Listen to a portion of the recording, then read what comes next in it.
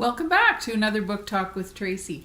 As you can see, it's kind of festive around here, and today I thought in this episode that I would talk a little bit about some of my favorite Christmas books to read. Now, I know that this time of year a lot of people are watching Christmas movies, and that's great. There's a lot of really good movies out there. However, if you're like me, you may have noticed that there's a lot of, almost a glut of movies coming out these days that don't change much. It looks like the same plot, even sometimes the same actors and actresses, the same scenery, the same set. They do all the same things. They go skating, they make a snowman, on and on. It just gets a little bit much. And sometimes I think, rather than watch another one of those Christmas movies, maybe you should do some reading because there's some really wonderful books out there. Of course, I'd encourage you. I've been sharing some books that I've written that you might want to put on your list, but there's just tons of really great books. And today I wanted to talk about some old favorites that I found on my shelf.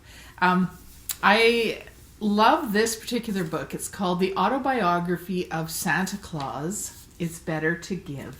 And it says here, edited by Jeff Gwynne, which is really kind of funny because, in fact, it's written by him. But the whole book is written from the premise that it is Santa Claus writing the autobiography. So, of course, he's just taking credit for editing and helping Santa write the story. But it's such a great book. It's an old book already. I think it was written in the 90s, but it's written from Santa's point of view. Like he's telling his own story, but somewhere along the way, I guess theoretically magic happened, and that's why he's been alive for so long. But it's so wonderful because it weaves all of this real historical content about Christmas traditions and about the tradition of Santa Claus and the various different ways that that particular character, Saint Nick, is looked at around the world and in different countries and across history. So it's actually kind of like a historical book. It's really, really cool in that regard because I do like history. And there's a lot of our favorites in here, like Dickens, and just is Santa telling where some of these traditions came from and where he was at the time and what was happening. It's just really good. I love this book. I'd read it again and again at the holiday time. So The Autobiography of Santa Claus, It's Better to Give by Jeff Gwynne. Well, he might argue that point. He says he just edited. But anyways, it's a really great book. Another one of my favorites at Christmas time is called Fireside, selected and introduced by Alan Maitland. So it's Christmas stories that used to, I think they were collected over time on CBC Radio or something like that. And read by Alan Maitland, who used to be a figure on CBC Radio.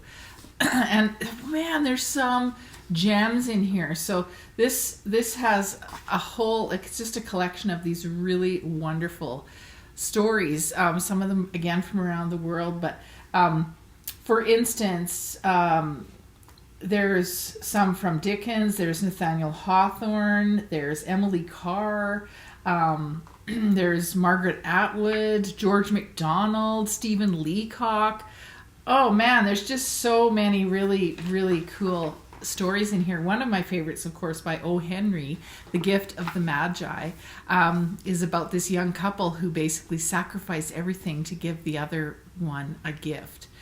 She has long hair and he has this pocket watch that he loves. I don't want to spoil it if you've never read or heard that story by O. Henry, The Gift of the Magi. Oh, it is a classic and it is so wonderful. And so that's in here. I'm sure you can find it other places as well.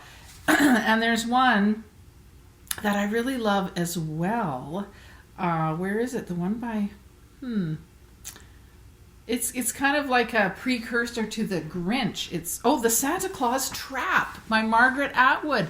What a treasure! It's actually written in a poetic style, and yeah, it's kind of like The Grinch. Only I think she wrote it before the Grinch was maybe as popular as he is now.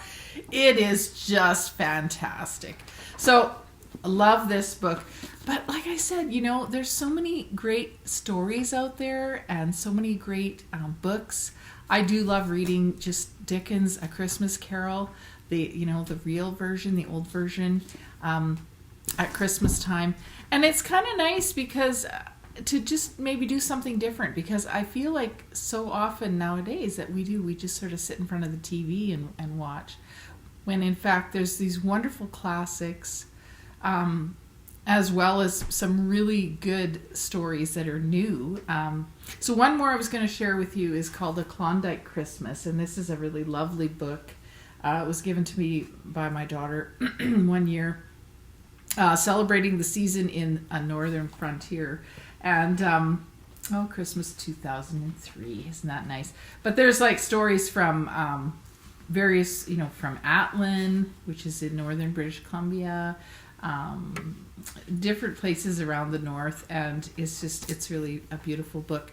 So I hope that you will enjoy some reading over this holiday season.